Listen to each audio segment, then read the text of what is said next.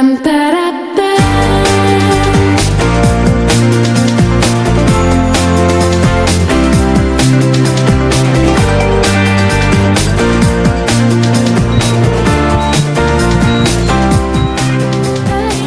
think there are two kinds of people in the world, those with back pain and those under 30.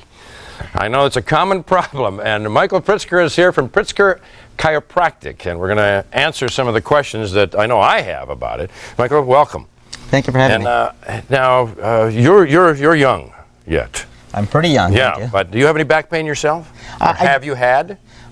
Like anyone else, of course, I've had some back pain. I maintain an active lifestyle, so every once in a while I'll experience some injuries. Yeah. So, of course, every once in a while I'll experience some back pain, but I do the right things to make sure that I prevent it, to make sure that the problem doesn't return. Right. And that's really important. Can you, when you start to feel a little something, can you go into a prevention mode then, or is it too late? Sometimes you can, sometimes it's a little bit too late. The main thing is to understand what causes back pain. And there's three things that really can cause back pain. One is weak muscles. If your muscles become weak, you lose that protection in the spine, and essentially what happens, eventually you're going to start to experience back pain, and it's a lot easier to have a back injury. All right, now what muscles are we talking about? Obviously some of the back muscles around the back, but stomach muscles too, I assume? Well, of course. If you've got a six-pack, it's going to be a lot more comfortable, and it's going to be a lot more supportive. If you've got that big one keg, that one pack, it's going to be pretty difficult to support that spine. And so, of course, the spinal muscles, the stomach muscles, all of those things are important to maintain a proper structure to prevent back pain.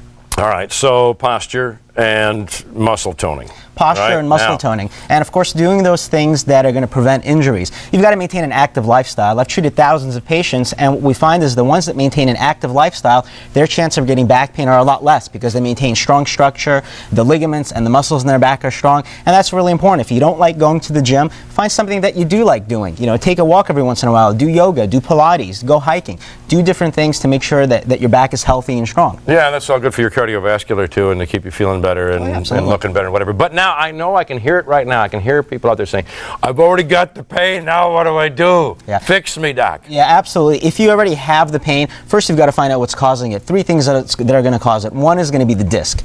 If you look at the spinal model, there's a number of different things that can happen. This over here is a perfectly normal, healthy spine, normal, healthy disc.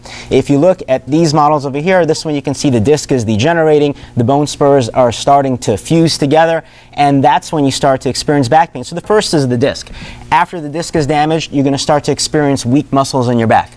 And after that, then the ligaments and the bone itself can become damaged. So we have what's called a three-step spinal correction process, a three-step spinal correction program that is focused on fixing those three things. The first is the disc. When the disc is damaged, it herniates, it causes leg pain, sciatic pain. Right. So we do advanced spinal decompression therapy. That's step one. That fixes the disc problem.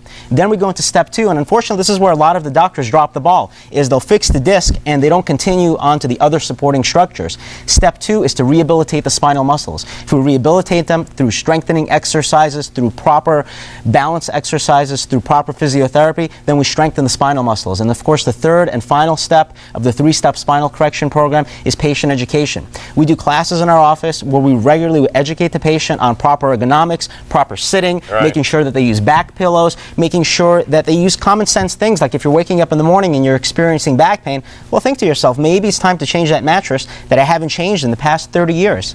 So that's all those things to look into. Yeah. So there's quite a bit. So you go through quite a curriculum here.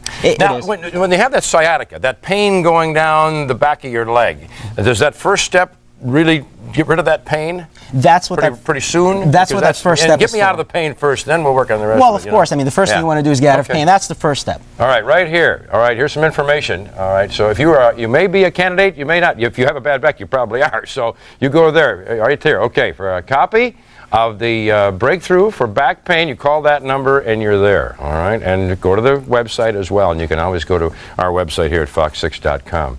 All right, it's backcarecentral.com. Michael, thank you so much. Thank you. All right, because there's a lot of us that have got it.